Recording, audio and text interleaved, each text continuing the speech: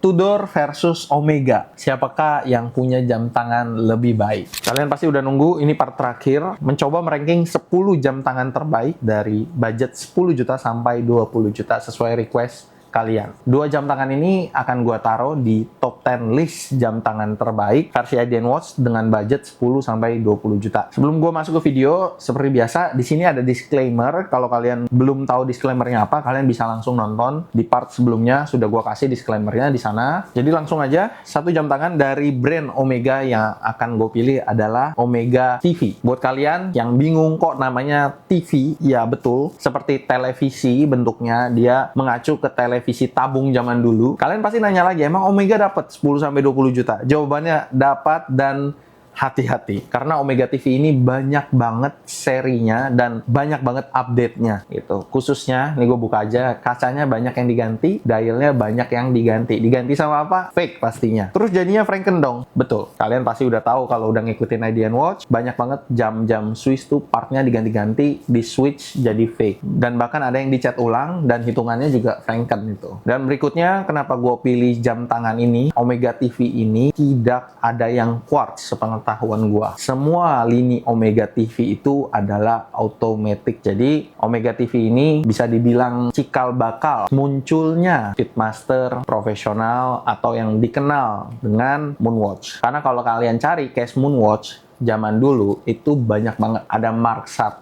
sampai Mark, kalau nggak salah 1, 2, 3, 4,5 sampai ada pre-Moonwatch, baru Moonwatch tuh ada berapa tuh kalian hitung. Jadi banyak banget marknya atau prototype sebelum jadi Speedmaster profesional, dan itu dijual ya. Itu untuk Omega.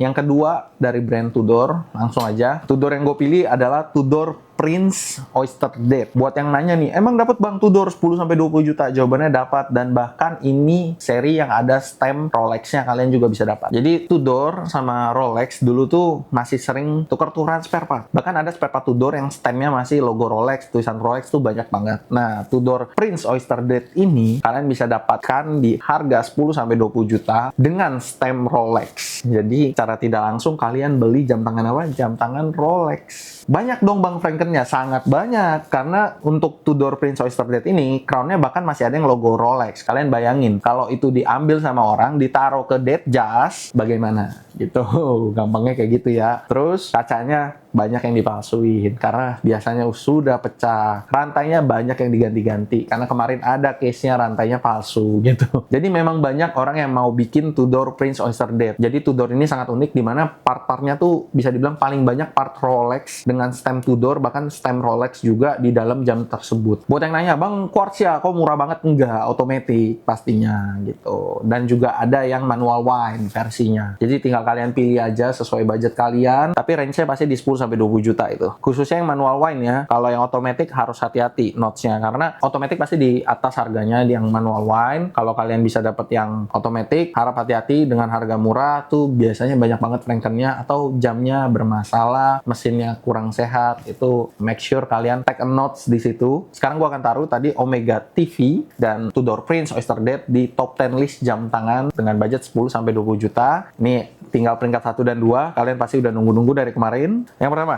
Omega TV. Akan gue langsung tempatkan di nomor 2 dari top 10 list jam tangan terbaik versi Idean Watch dengan budget 10-20 juta. Jadi number 1 dari top 10 list jam tangan 10-20 juta ada Tudor Prince Oyster Date. Karena dengan penjelasan tadi kalian harusnya sudah tahu kenapa bisa masuk ke nomor 1. Part of Rolex itu tidak murah, tapi di sini kalian bisa dapatkan. Jadi gue summary sekarang top 10 list jam tangan versi Idean Watch dengan budget 10-20 juta. Di nomor 1 ada Tudor Prince Oyster Date, di nomor 2 ada Omega TV, di nomor 3 ada Universal Genève Paul Router, di nomor 4 ada Omega Jacques Smile, yang nomor 5 ada Omega Genève, yang nomor 6 ada Tag Heuer Aqua Racer Steel Bezel, nomor 7 ada Bell & Ross BRS, nomor 8 Cartier Mas The Phantom, di nomor 9 ada Tag Heuer Aqua Racer, di nomor 10 ada Mido Ocean World Timer. Begitu akhirnya dari 10 jam tangan terbaik versi Idean Watch kali ini dengan budget 10-20 juta. Next ya kita bahas dengan budget berapa, atau bahkan mau